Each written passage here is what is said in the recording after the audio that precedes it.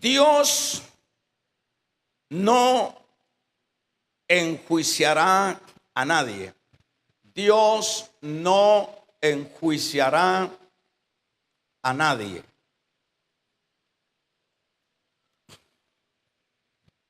Eso es lo que vamos a tratar la manera de desarrollar.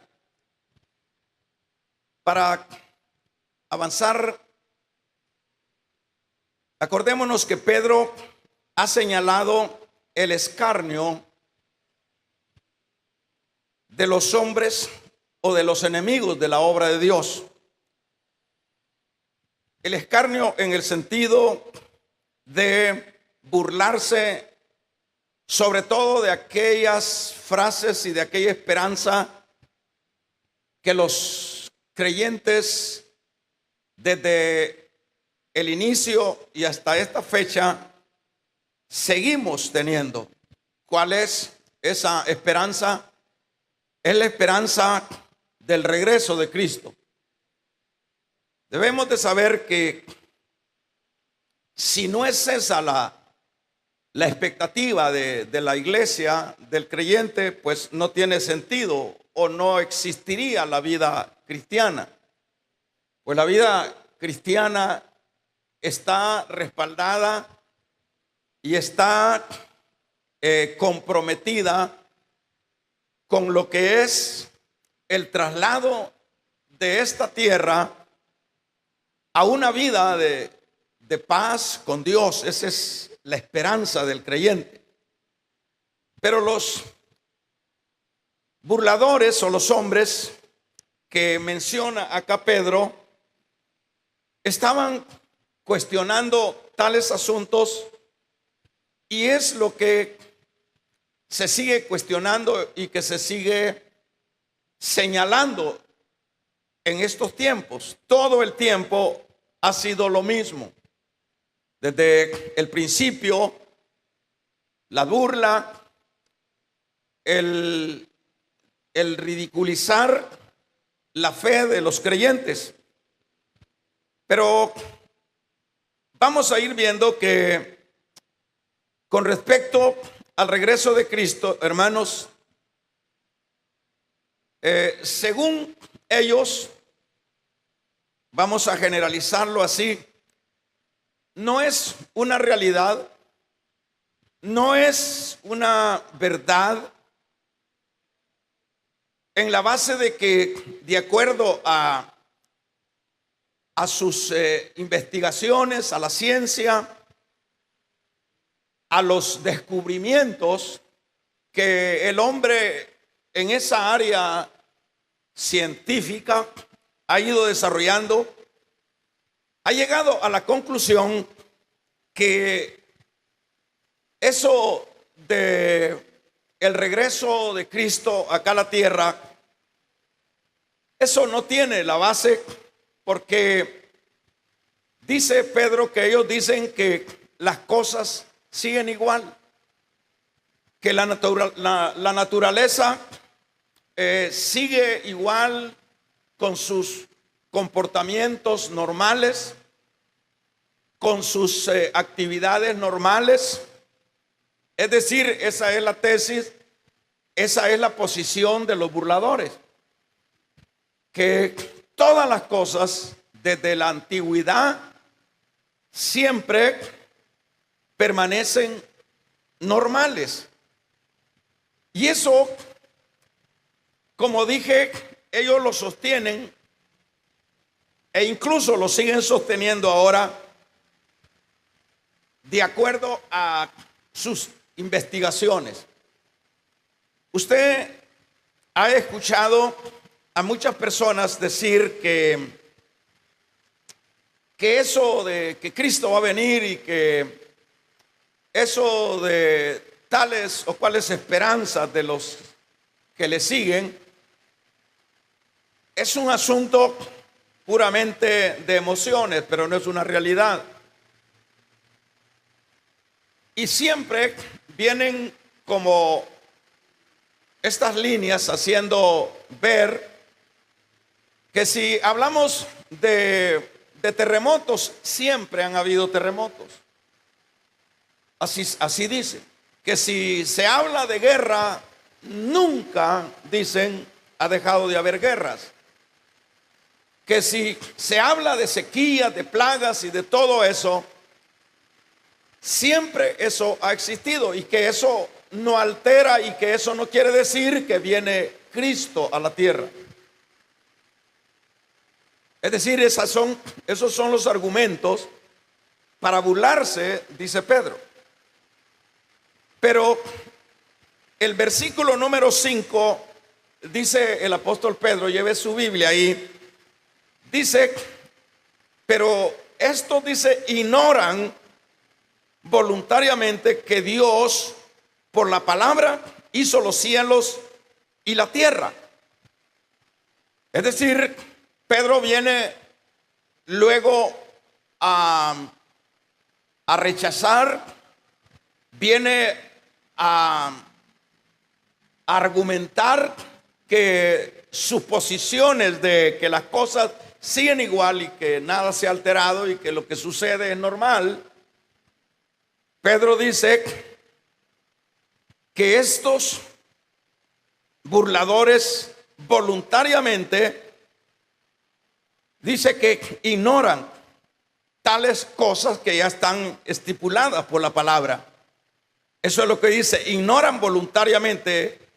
En este caso, cuando el apóstol le está diciendo que el ignorar lo que está ya determinado por Dios, al hacerlo voluntariamente, ellos lo hacen voluntariamente. Ellos, dije hace un momento, ponen sus argumentos que son cosas realmente puramente religiosas y que no tienen realidad de acuerdo a la ciencia.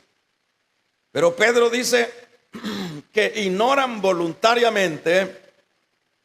Dice que Dios, por su palabra, hizo los cielos y la tierra, con los cuales Dios, dice, enjuició a los pecadores. Dicho de otra manera, Pedro sale al frente de estos argumentos para hacer ver que estas personas, ¿quiénes son estas personas? Preguntamos nosotros hoy.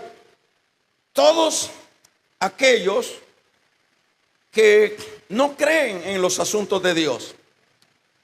Todas las personas que han ido en contra de la fe de la iglesia. Llámele científicos, llámele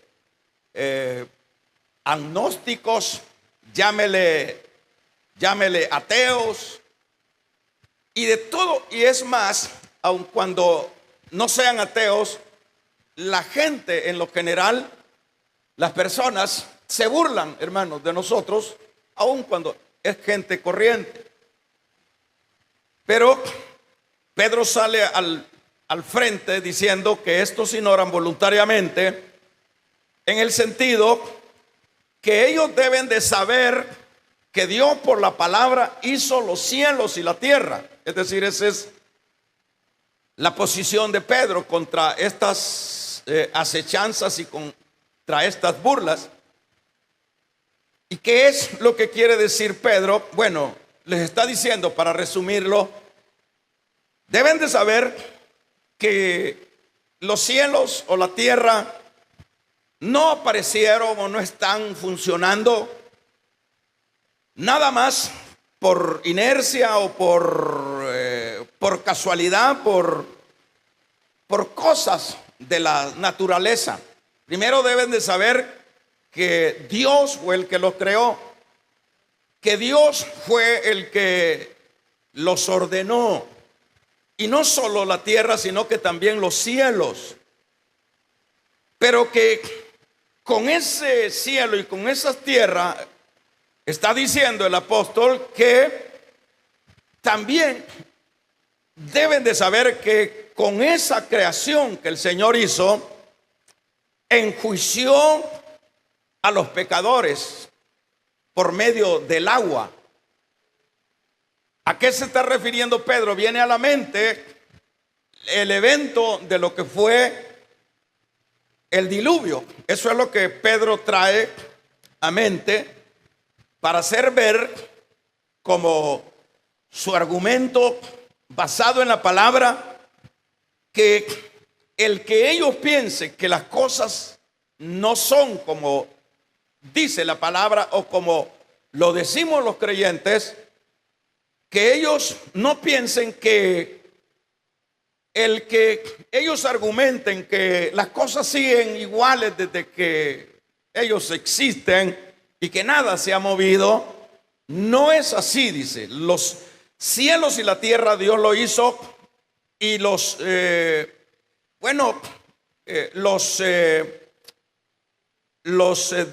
desenvolvió dentro del agua, y por esa agua enjuició a los pecadores. Entonces la idea de Pedro es que no crean que no se va a llevar a fiel cumplimiento lo que está escrito en la palabra, que allá los cielos, allá la tierra, eso que creó Dios con esas divisiones, separaciones del agua y de la tierra, con esa misma agua enjuició, les está diciendo, a los hombres pecadores de ese entonces. Y eso es lo que sucedió. Y con esto los está trayendo a que vean una verdad. Y decíamos el martes pasado que desde entonces, desde ese evento del juicio del diluvio, todo se desarmonizó. La tierra no fue igual. La tierra se partió en varias partes, como lo vemos ahora nosotros geográficamente. Hay continentes, hay islas y todo eso. Antes no existía eso, era un solo mar y una sola tierra. Pero para que vean que lo que está escrito en la palabra, dice Pedro, es una realidad que se va a llevar a cabo.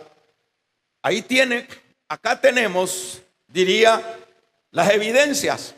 Que ustedes dicen que las cosas permanecen iguales, no es cierto.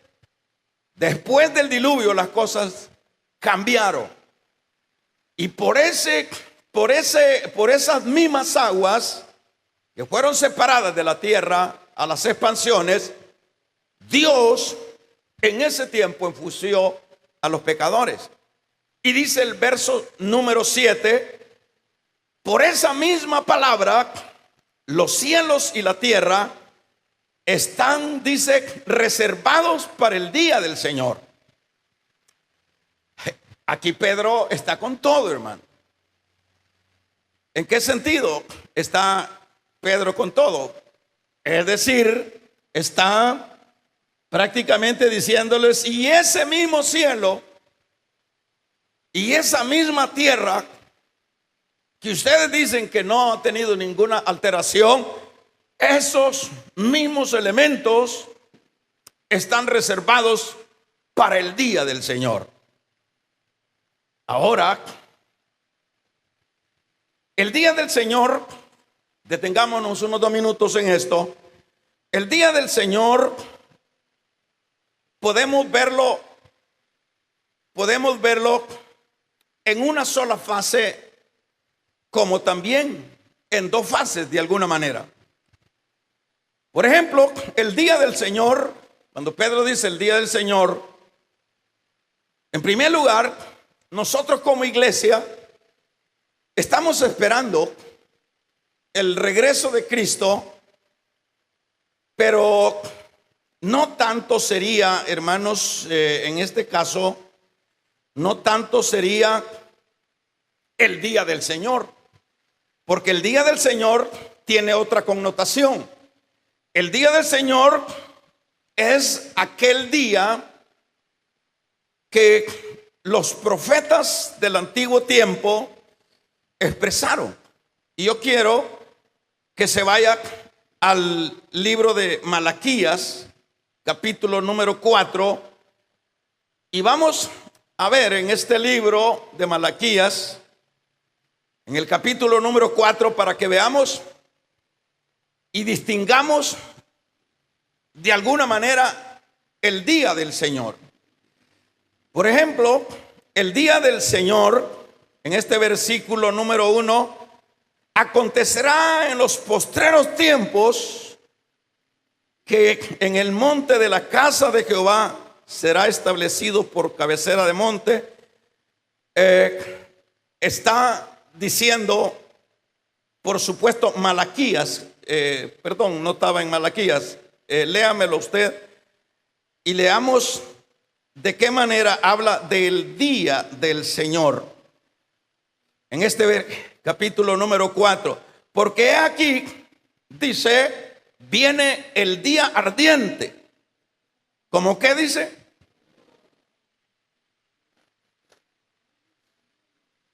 Ardiente como un horno.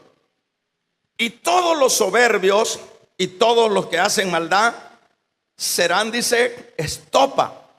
Aquel día que vendrá los abrazará, ha dicho Jehová de los ejércitos, y no les dejará ni raíz ni rama. Bueno, ¿a qué se está refiriendo acá el profeta, hermanos, Malaquías? Está refiriéndose a ese día, al día que Dios vendrá a esta tierra y vendrá a enjuiciar a los impíos, a los hombres malos de este mundo. A eso se está refiriendo. Pero como decía, que aquí habla de eventos terribles. Acá está hablando Malaquías de cosas terribles donde no les dejará ni raíz ni rama. Está hablando de un juicio arrasador. Pero como dije, que es importante que podamos ver el regreso de Cristo, podemos verlo de una manera como un solo, pero también podemos dividirlo en dos maneras, aunque es la misma promesa. Por ejemplo, en la primera, el regreso de Cristo involucra tanto cuando viene hasta las nubes. Y cuando viene hasta las nubes, no viene para con los que va a tomar de su pueblo, que es la iglesia, en esa ocasión que dice Primera de Tesalonicenses 4:13 en adelante, no viene para no dejarnos ni raíz, ni rama, ni raíz, sino viene para llevarnos. Y vamos a estar en las nubes, llámele nube, cielo, como usted quiera llamarle, porque la idea nuestra siempre es que nosotros vamos a irnos para el cielo. El cielo siempre debemos de verlo, que es donde está el Señor. Damos un amén. Para nosotros el cielo es donde está el Señor. O sea que el Señor nos lleva hasta las nubes. Allí estaremos estacionados en ese cielo, en esa atmósfera, probablemente, mientras se concluye lo que es el día del Señor. Es decir, cuando ya viene de una manera presencial, de una manera visible, donde dice la palabra que todo ojo le verá, donde dice la palabra que así como el relámpago que sale al oriente y se pone al occidente, así será la venida del Hijo del Hombre. Y cuando está hablando el apóstol acá de ese evento del regreso de Cristo, ya viene en este caso a hacer justicia, como lo hizo con los pecadores del tiempo de Noé.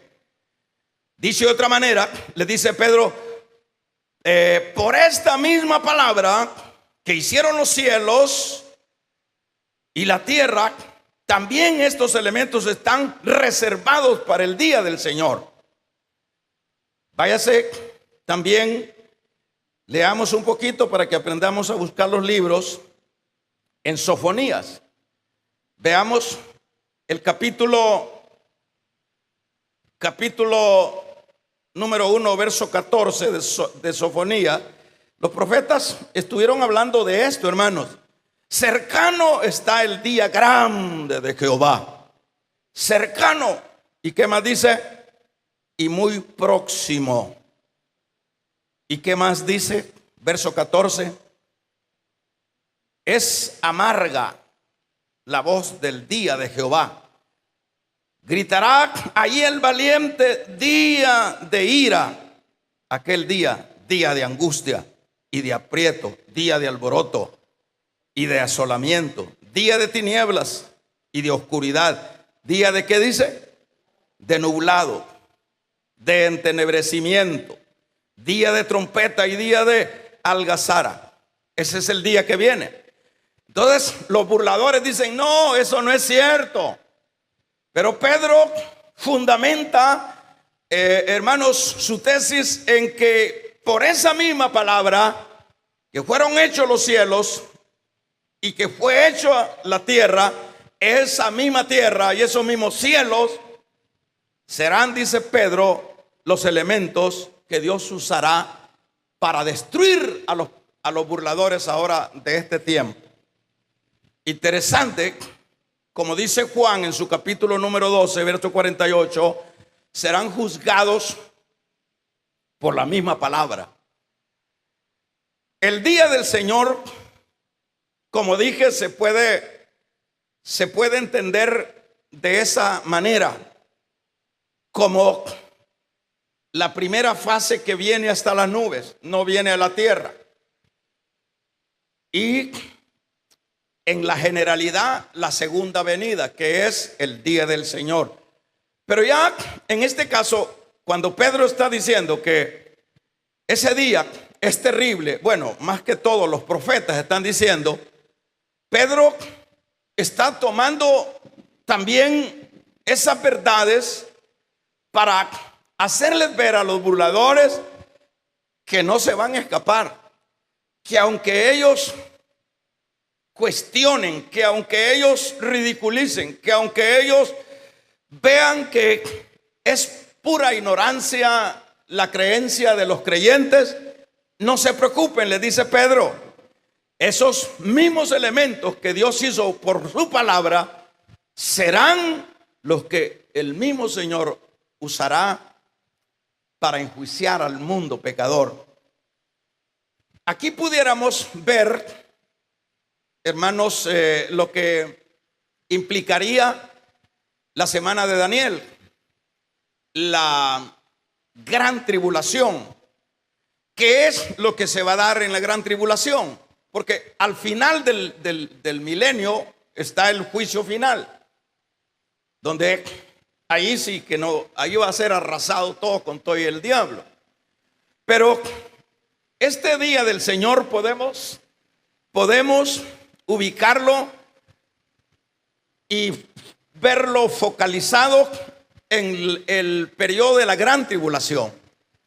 Si nosotros vemos un poquito, hemos leído un poquito, cuando el mismo Señor ha hablado con respecto a la gran tribulación, Jesús mismo dijo en Mateo, tribulación cual nunca antes ha habido en la tierra. Yo decía y he pensado, si el diluvio fue una cosa espantosa, fue un cataclismo mundial, que los únicos seres humanos que quedaron vivos fueron 8, y los animalitos que se metieron al arca, eso fue todo, y luego todo fue arrasado, todo fue destruido. Pensemos qué espantoso sería esas corrientes de agua, esas vertientes de agua que reventaban de la tierra, que salían de arriba para ir llenando lo que era el globo de la tierra, los rugidos de los mares, los rugidos de las partes bajas que se iban llenando del agua. ¿Cuál sería, hermanos, cómo recibirían o cómo reaccionarían esas gentes en ese tiempo? Espantoso. Si uno oye el ruido de un río que viene llevándose todo, se hace pequeña al alma, se asusta a uno. Pero ¿qué no serán esas cataratas de agua que se derramaban sobre la tierra? Pero ¿qué quiero decir? Eso no es nada a comparación del juicio posterior que Dios llevará a cabo con los pecadores. A tal grado que Jesús dijo: jamás nunca viene una tribulación que jamás nunca ha habido en la tierra, ni jamás habrá. Tremendo. Ajá. Quiere decir, si usted puede ir como cruceando, tratando la manera de ir entendiendo el libro de Apocalipsis, no hay que tenerle miedo, hay que leerlo, ¿verdad?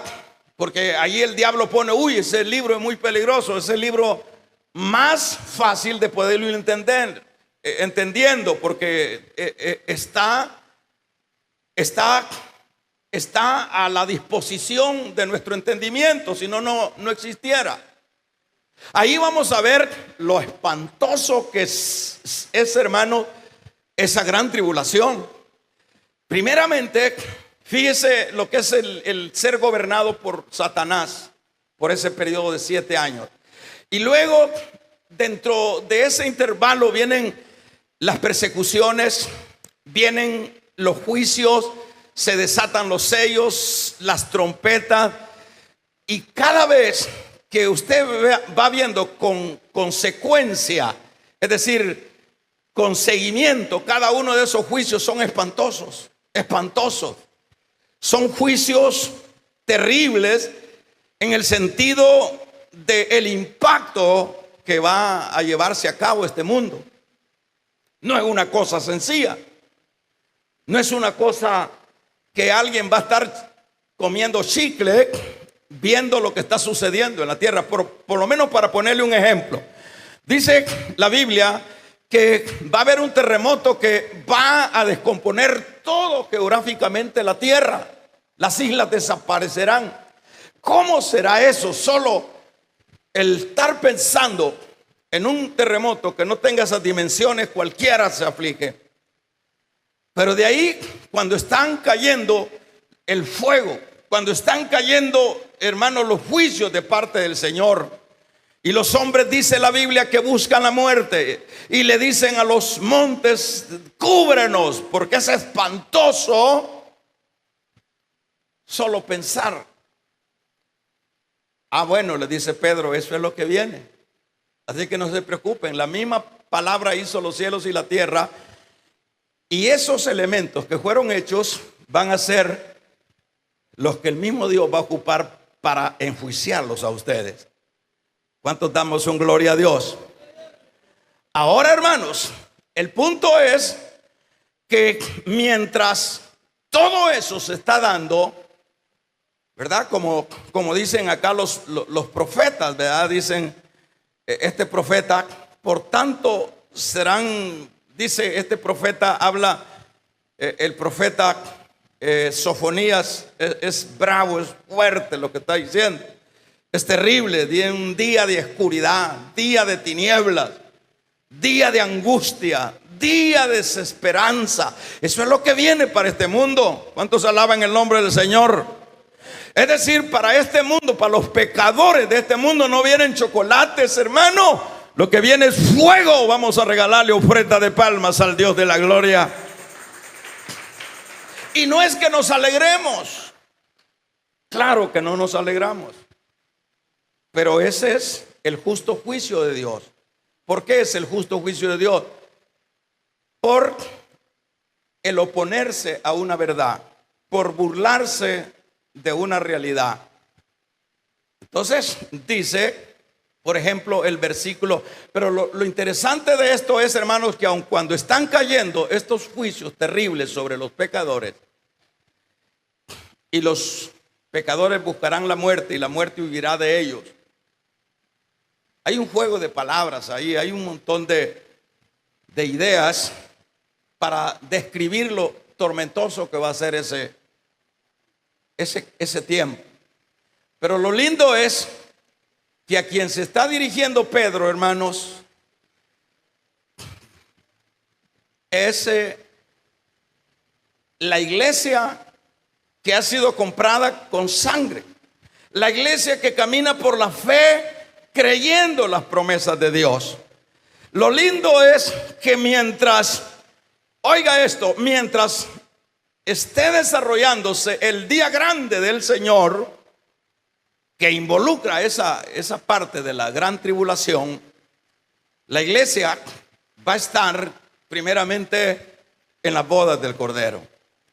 La iglesia va a estar en el tribunal de Cristo. La iglesia va a estar de bodas. La iglesia va a estar en otro campo que es el campo de la vida. La iglesia, por eso es que dice Apocalipsis capítulo número 3 y versículo 10: yo te libraré de la hora de la prueba. Vamos a regalarle ofrenda de palmas al Dios de la gloria. Yo te libraré de la hora de la prueba. Allá esos versículos los toman los que dicen que la iglesia va a pasar la gran tribulación y cuestionan versículos como eso. Y dice, allá en un señor que dice que sabe bastante, pero a saber si será cierto, que tilda de ignorantes a los que creemos que la iglesia se va antes de la gran tribulación. Ignorantes, dice, estudien la Biblia, dicen ignorantes, ¿cómo?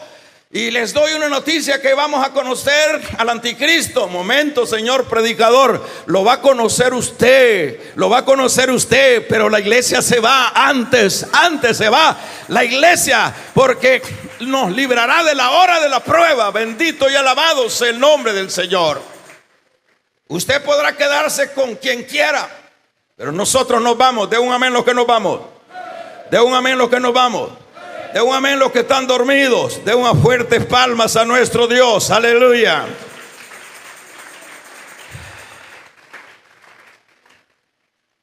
No ignoréis, dice el verso número 8, no ignoréis que para el Señor un día es como 1000 años y 1000 años es como un día. ¿Qué quiere decirles Pedro a sus destinatarios? Les quiere decir, pues sí, a ustedes les están haciendo burla. Les están haciendo burla porque desde que dicen ellos, les contaban sus padres de estos asuntos que ustedes están diciendo, pero que las cosas siguen igual y que no ha venido. Entonces dice Pedro, no olviden, hermanos, se dirige a la iglesia, no olviden que para Dios un día son 1000 años.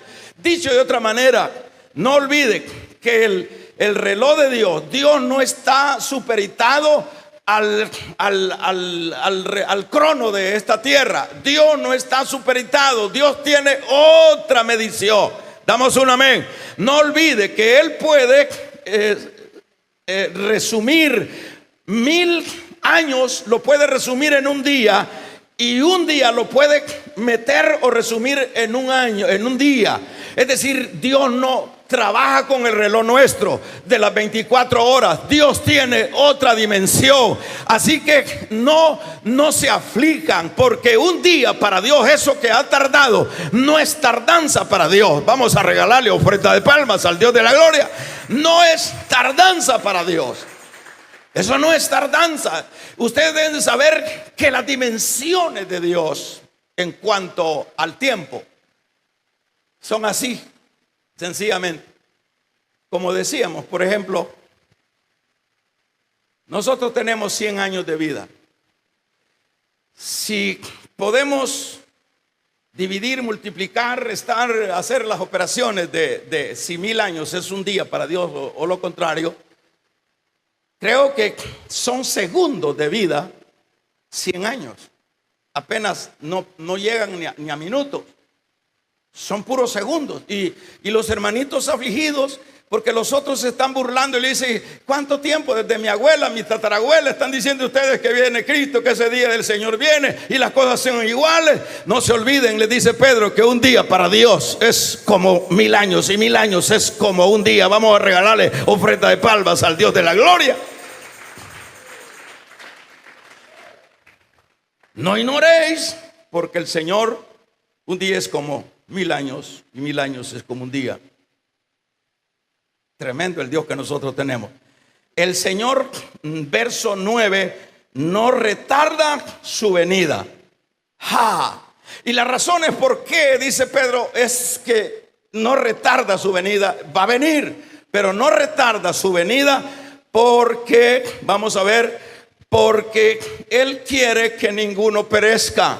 Él quiere que los hombres procedan a un arrepentimiento. Como Él no tiene prisa, como Él no camina con el reloj nuestro, hermanos, entonces Él se está dando, está ampliando su misericordia. ¿Sabe por qué no ha venido todavía el Señor? Damos un amén. Por su misericordia, porque está esperando que tu papá, ese señor impío, que esos hijos impíos, que esa mujer impía, acuda al arrepentimiento. Por eso es que todavía su misericordia sigue vigente. Por eso es que todavía no ha venido. Levante la mano los que tenemos parientes impíos. Yo levanto las dos. ¿Qué tal si hubiera venido ya el Señor? Ya esa gente no tuviera esperanza. Pero bendito Dios que todavía no ha venido, y hay oportunidad para ese tío, para ese hermano, para ese papá, para esa mamá, para ese hijo, para ese sobrino, para ese vecino, para ese compañero de estudio, para ese compañero de trabajo. Ay, pues, bendito Dios, es que Dios hace las cosas buenas en gran manera.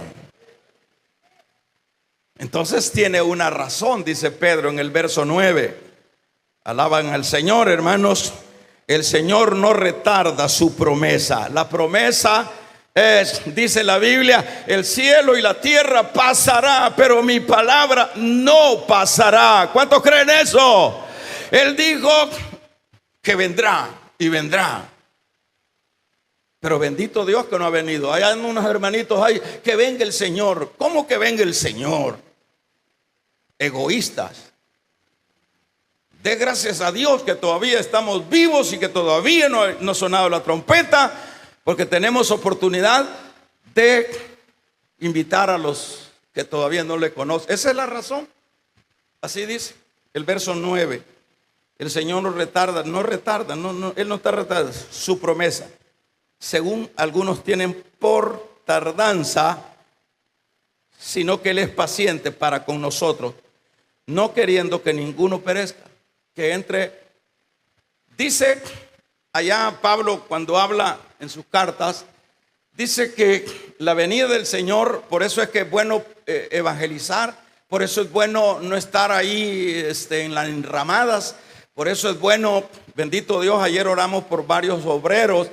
Den gracias a Dios, hermano. Hoy estaba orando por ustedes, que les agarre una pasión para que le diga al pastor que está dormido, dígale, deme una reunión, hermano, porque yo no quiero estar en la enramada. Vamos a regalarle ofrenda de palmas al Dios de la gloria. Qué maravilloso es poder llevar, que nuestra lengua lleve las buenas nuevas a los perdidos. Yo estaba orando por ustedes, por los que oramos ayer, y los hermanos pastorcitos también, para que veamos cosas grandes. Y yo quería decir lo siguiente, que dice Pablo en una de sus cartas, que cuando entre el último gentil, ese va a ser el momento cuando Él regrese. Cuando entre el último gentil, entonces se cierra el periodo de la gracia y entra lo que es el periodo de los judíos.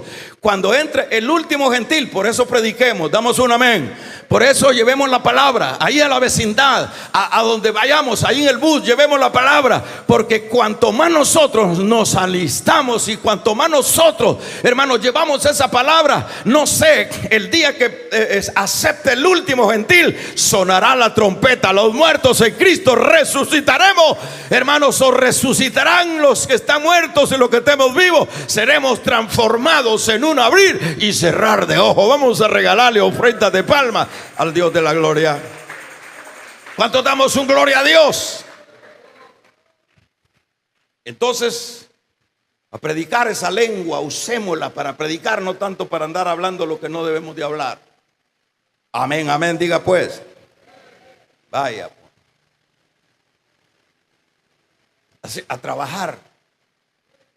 Y le va a decir el Señor allá cuando nos esté pasando lista: saca esa lengua. ¿Para qué ocupaste esa lengua? Para vender, ya sabemos para qué.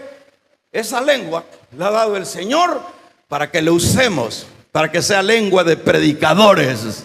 Bendito, vamos a regalarle ofrenda de palmas al Dios de la gloria. Entonces, por eso es que el Señor no ha venido. Entonces, retomemos nosotros nuestras responsabilidades y vayamos hacia la victoria. El Señor no retarda su venida. Las razones son esas. El verso 10: pero el día del Señor, oiga bien, Pedro sigue remachando, pero el día del Señor, ¿cuántos alaban su nombre? El día del Señor, pero el día del Señor vendrá, y vendrá como ladrón en la noche. Los cielos pasarán con gran estruendo. Eso es lo que le digo. Por ejemplo, aquí podemos adelantarnos ya un poco más al final del milenio, porque es ahí donde se van a deshacer los cielos y se van a deshacer la tierra. Va a ser cielo nuevo y tierra nueva. Allá en Apocalipsis, en el último capítulo, cuando ha pasado lo que es el milenio, ya Pedro se remonta todavía hasta allá. Va a haber una connotación espantosa, hermano, que como dice Pedro acá en este versículo número 10, fíjese, tremendo. Pero el día del Señor vendrá como ladrón en la noche. Es decir, siempre va a venir, solo que va a venir cuando, así como el ladrón ataca, el ladrón no avisa. Eso es lo que quiere decir ahí. No es que el Señor se pueda como comparar a un ladrón. Está haciendo la comparación como viene un ladrón. ¿Y cómo es que viene un ladrón? El ladrón no hace bulla. El ladrón luego pega el golpe y sale con su presa. Así dice, vendrá como ladrón en la noche. Amén. Eso es lo que dice ese versículo número 10. Interesante. Dice: pero el día del Señor vendrá como un ladrón, dice esta versión, como un ladrón. En aquel día los cielos desaparecerán con un estruendo espantoso. Es que lo que viene para este mundo pecador es cosa terrible, hermano. Dice: con un estruendo espantoso. Los elementos serán destruidos por fuego. Es decir, va a ser como un holocausto nuclear, donde va a quedar achicharrado todos los elementos que componen todas las materias que están siendo las materias que componen la tierra y la atmósfera. Va a ser una cosa espantosa. Entonces dice aquí el apóstol Pedro: pero el día del Señor vendrá como ladrón en la noche. En aquel día los cielos desaparecerán con un estruendo. ¿Cómo será ese estruendo? Un estruendo de polo a polo, con un estruendo espantoso, dice aquí. Los elementos serán destruidos. ¿Cuáles elementos? Todas las composiciones, todos los químicos de la composición de la tierra, los elementos serán destruidos con fuego. Va a ser, va a agarrar fuego todo. Y la tierra con todo lo que hay en ella serán quemadas. ¿Cuántos alaban el nombre del Señor? Y dice el versículo número 11: si esto es así, ¿qué clase de personas debemos de ser nosotros? Diría Pedro. Y esto es para nosotros. Eso es lo que dice el versículo número 11. Y con esto terminamos. Pues que todas estas cosas han de ser desechas. ¿Qué más dice?